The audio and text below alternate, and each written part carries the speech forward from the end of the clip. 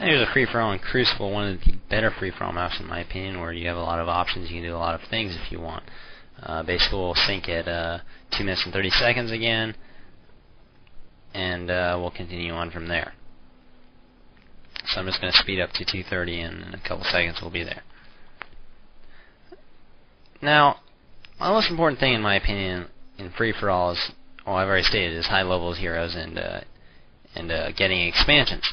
Now you'll be able to see me do this very effectively on Crucible here, because there's lots of room on Crucible. Even if it's 6 people in the free-for-all, there's still a couple extra spots, and every spot has expansions. There's also expansions in the middle, so there's a lot of room to expand very easily, and that's why Human has a pretty good advantage on this map, and so does Night Elf, because they can fast expand so quickly that they can have a lot of money. So right here, we're at 2 minutes and 30 seconds. I'll pause the game. Everyone can get geared up. This is right when I start my fast expand, so you'll see a few important things go on right here. So we'll start right now, and we'll run through one speed for most of the replay. Actually, probably all the replay. This isn't a very long one. You see exactly right here. Already free for all. This guy's fast expanding, same way I am. I have 3 footmen, uses water elementals. He has 2 footmen, water elementals. Same things. We're both fast expanding. Both for us, that's a very important part of the game. Whereas you'll see this other human player, he's fast expanding too. I mean, there's no secret. You fast expand on this map in this type of game with this kind of stuff. Another important thing to try to do is grab the dragons as quickly as possible. I'm not able to really do that with my Griffin strategy. See, some people go rifleman early on, which isn't bad, because getting an Infernal Stone there, or like a Scroll Restoration, that's a big little card you can hold in your hand and use later on, or even like a Scroll of Animate Dead or something. So it's very important. Well, I'd say Scroll Resurrection, Animate Dead can be dispelled. So it kind of has its good and bad parts there. You see this guy expanding here. All through us expanding, while this undead player is stuck basically trying to get his upgrades, and if he can, creep, which is going to be hard with ghouls. You can see I got my expansion going, this guy's got his expansion going, and this guy's not power boating it. I'd say that's because he's dumb, and this guy's power boating his. As you can see, we're all expanding. The only difference is these guys went water elementals, whereas I went blizzard. The reason I go blizzard is because I don't feel water elementals are necessary to creep with, and I feel blizzard's better for creeping anyways. One of the biggest things human players don't do is creep with blizzard. Blizzard and Defend is the best creeping tool, in my opinion, in the entire game currently. Yet no one does it. I find this astounding because I'm a famous Night Elf player, which has created famous Night Elf strategies, yet no human player thought of using Defend and Blizzard to creep before me. I say this because I've never seen it before. I mean, I guess it's possible, but I've never seen it in all the human players I've played. Never once seen someone go Blizzard first in a free-for-all, in 2v2, in anything. Well, I say in 3v3s and stuff they do, but nothing else. This guy's very interesting. Holy Christ. He used Death Pack. Wow. Sorry. Haven't seen Death Pack in a while. A little bit of a shocker there. It's not bad though. As you can see, Death Pack can be a useful skill. Normally you'll waste 2 to 3 coils keeping your guys alive. He sent in his Death Knight first, let him suck up all the damage, killed off 1 ghoul, used Death Pack, was at full life. More efficient. The only problem is Death Pack's useless if you want Unholy Aura, which most people do. You can see this guy gears up his militia again, goes after another set of creeps. Not a bad idea, but as you can see, Blizzard works just as well too. You can see I figure I'll go scout around, check out what's going on, see this guy doing this, see him expanding, realizing there's not a whole lot I can do. And this kind of puts me in a little awkward position because I realize there's an opponent right next to me and I fast expanded. This could be dangerous for me. Oh well, you can see my units are being retarded while I'm trying to blizzard his peons there. Blizzarding, you can see this guy teched up quite a bit slower than me. He's just not starting his keep. He built a tremendous number of peons. This guy's got a lot of peons. I mean, he's got like 7, 8 there. He's got another 5 down here. That's a lot of peons he's got. Yeah, you can see I TP out. I don't want to give him the XP of killing my hero and put him at a fast level 3.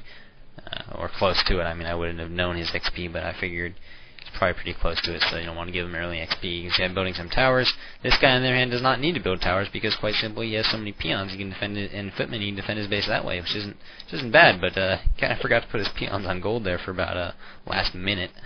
Anyways, you can see this green player. He's building towers just like me, but he's teching extremely slow. Look at the difference between these guys. I've already got my arcanes started, my keeps up and running.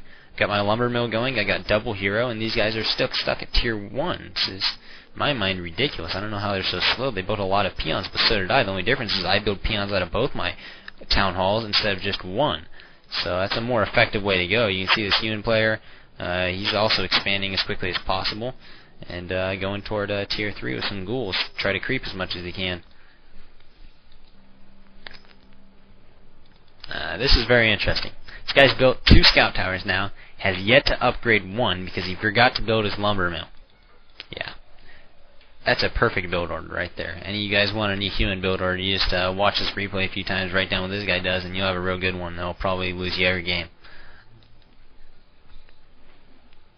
But I like what this undead guy's doing. He's trying to make the best of a situation where he's undead on a map that doesn't really favor undead in my mind until the later stages of the game.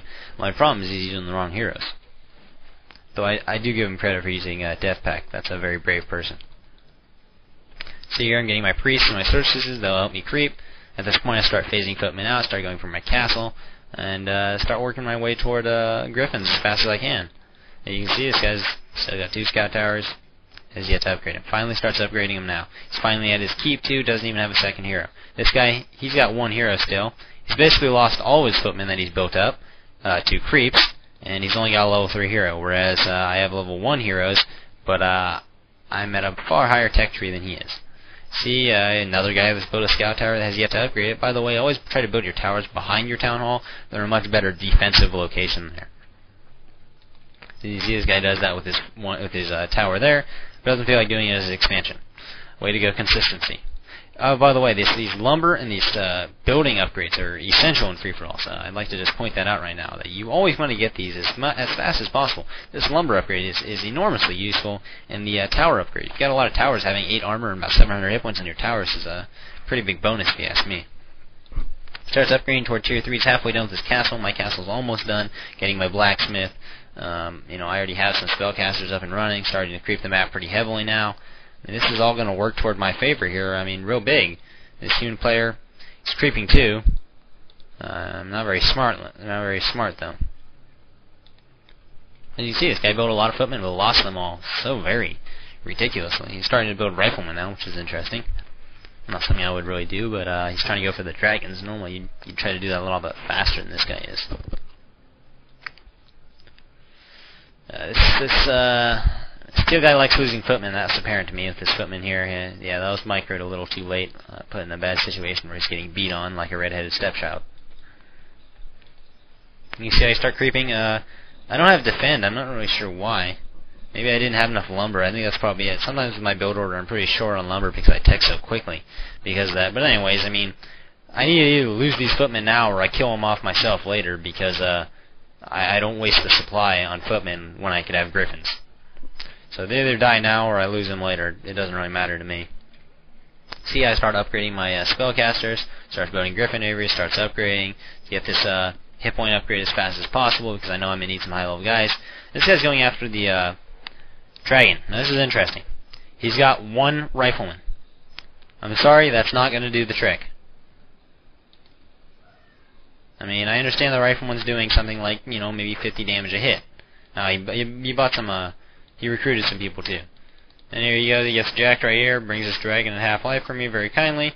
I appreciate it very much. I stunned the wrong guy, that was a mistake. Oh well, I get the dragon kill, get a nice item out of the deal. This undead player continues to do what he was, techs up very slowly. Not a very smart idea for me. He's got a wounded Death Knight, probably because I'm not sure if he has Death Clone or not. He doesn't have any mana. I'm not sure. Oh, he doesn't have Unholy. No, he does have Unholy Aura. Which means he spread his skills 1-1-1. Very interesting. Probably should have just gone for the coil. Death Pact's not a bad skill, especially later on when they try to focus fire on your Death Knight. In fact, I sometimes build it. If I find one of those Unholy Aura items, I'll invest 2 points in Death Pact so I can always keep my hero alive. It's very nice.